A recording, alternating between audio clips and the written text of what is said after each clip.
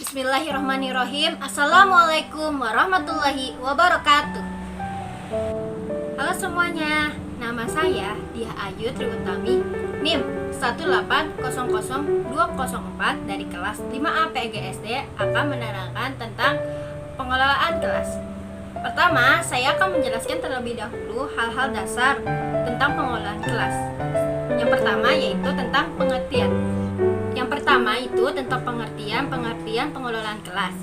Menurut Winata Putra menyatakan bahwa pengelolaan kelas adalah serangkaian kegiatan guru yang ditunjukkan untuk mendorong munculnya tingkah laku siswa yang diharapkan dan menghilangkan tingkah laku siswa yang tidak diharapkan, menciptakan hubungan interpersonal yang baik dan iklim sosio-emosional yang positif, serta menciptakan dan memelihara organisasi kelas yang produktif dan efektif.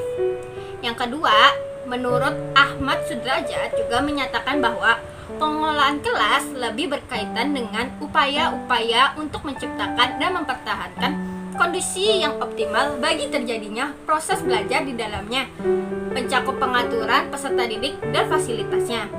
Dan yang ketiga, pengertian. Menurut Pinzer di dalam Winata Putra menyatakan bahwa pengelolaan kelas adalah cara-cara yang ditempuh guru dalam menciptakan lingkungan kelas agar tidak terjadi kekacauan dan memberikan kesempatan kepada siswa untuk mencapai tujuan akademis dan sosial. Dari pendapat di atas, maka dapat disimpulkan bahwa pengelolaan kelas adalah kegiatan yang dilakukan oleh guru yang ditunjukkan untuk menciptakan kondisi kelas yang memungkinkan berlangsungnya proses pembelajaran yang kondusif dan maksimal. Pengelolaan kelas ditekankan pada aspek manajemen lingkungan pembelajaran, yaitu berkaitan dengan pengaturan siswa dan fasilitasnya. Kegiatan guru tersebut dapat berupa pengaturan kondisi dan fasilitas yang berada di dalam kelas yang diperlukan dalam proses pembelajaran, diantaranya tempat duduk, perlengkapan dan bahan ajar, lingkungan kelas seperti pengaturan cahaya, temperatur udara, ventilasi di kelas, dan sebagainya. Selanjutnya, saya akan menjelaskan tentang penataan ruang kelas. Pembelajaran yang efektif dapat bermula dari iklim kelas yang dapat menciptakan suasana belajar yang optimal. Untuk itu, perlu adanya penataan ruang kelas dan isinya selama proses pembelajaran berlangsung. Lingkungan kelas perlu ditata dengan baik sehingga memungkinkan terjadinya interaksi yang aktif antar siswa dengan guru dan antar siswa dengan siswa. Ada beberapa prinsip yang perlu diperhatikan oleh guru dalam menata lingkungan fisik menurut Loisel, yaitu seperti yang pertama adalah visibility atau keleluasan pandangan. Visibility artinya penempatan dan penataan barang-barang di dalam kelas tidak mengganggu pandangan siswa, sehingga siswa secara leluasa dapat memandang guru, benda, atau kegiatan yang sedang berlangsung. Begitu pula dengan guru dapat memandang semua siswa dalam kegiatan pembelajaran berlangsung. Yang kedua adalah accessibility atau mudah dicapai.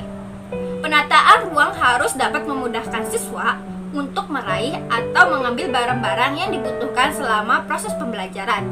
Selain itu, jarak antar tempat duduk harus cukup untuk dilalui oleh siswa sehingga siswa dapat bergerak dengan mudah dan tidak mengganggu siswa lain saat sedang belajar. Yang ketiga adalah fleksibilitas atau keluasan. Barang-barang di dalam kelas hendaknya mudah ditata dan dipindahkan yang sesuai dengan kegiatan pembelajaran, seperti penataan tempat duduk yang perlu diubah jika proses pembelajaran menggunakan metode diskusi dan kerja kelompok. Yang keempat, ada aspek kenyamanan. Kenyamanan di sini berkenaan dengan temperatur ruangan, seperti cahaya, suara, dan kepadatan kelas. Yang kelima, ada aspek keindahan. Prinsip keindahan ini berhubungan dengan usaha guru menata ruang kelas yang menyenangkan dan kondusif bagi kegiatan belajar. Ruang kelas yang indah dan menyenangkan dapat berpengaruh positif pada sikap dan tingkah laku siswa terhadap pembelajaran yang dilaksanakan. Penyusunan dan pengaturan ruang kelas hendaknya memungkinkan anak duduk berkelompok dan memudahkan guru bergerak secara leluasa untuk membantu dan memantau tingkah laku siswa dalam belajar. Dalam pengaturan ruang belajar, hal berikut perlu diperhatikan menurut Koni, Semawan, dan kawan-kawannya, yaitu ukuran bentuk kelas. Yang pertama, bentuk serta ukuran bangku dan meja. Yang kedua, jumlah siswa di kelas harus diperhatikan. Yang ketiga, jumlah siswa dalam setiap kelompoknya. Yang keempat, jumlah kelompok dalam kelas juga harus diperhatikan. Kemudian yang terakhir adalah komposisi siswa dalam kelompok, seperti siswa yang pandai dan kurang pandai, pria dan wanita, harus diatur sedemikian mungkin. Selanjutnya adalah tempat duduk siswa. Tempat duduk merupakan fasilitas atau barang yang diperlukan oleh siswa dalam proses pembelajaran, terutama dalam proses belajar di kelas, yaitu di sekolah formal. Tempat duduk dapat mempengaruhi proses pembelajaran siswa bila tempat duduknya bagus, tidak terlalu rendah, tidak terlalu besar, bundar, persegi panjang sesuai dengan keadaan tubuh siswa. Maka siswa akan merasa nyaman dan dapat belajar dengan tenang. Bentuk dan ukuran tempat yang digunakan bermacam-macam. Ada yang satu tempat duduk dapat diduduki oleh seorang siswa, dan satu tempat juga bisa diduduki oleh beberapa orang siswa.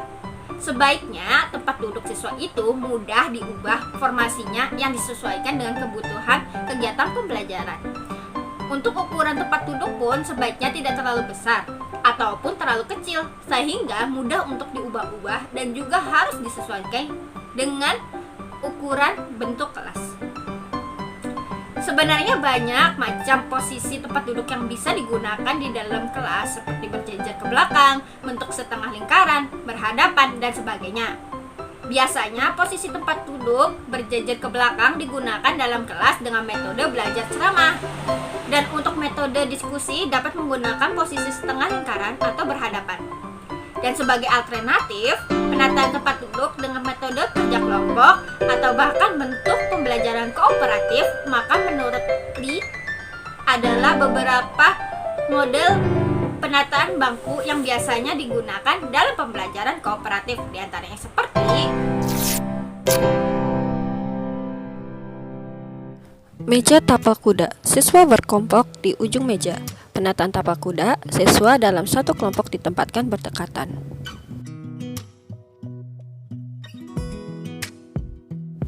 Meja kelompok, siswa dalam satu kelompok ditempatkan berdekatan. Dan terakhir, meja berbaris, dua kelompok duduk berbagi satu meja.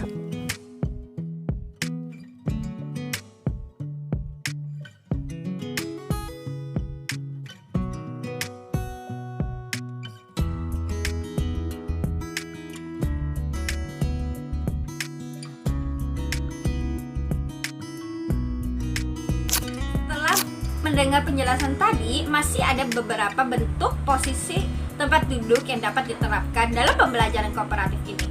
Dalam memilih desain penataan tempat duduk, perlu diperhatikan jumlah siswa dalam satu kelas yang akan disesuaikan pula dengan metode yang akan digunakan pada pembelajaran.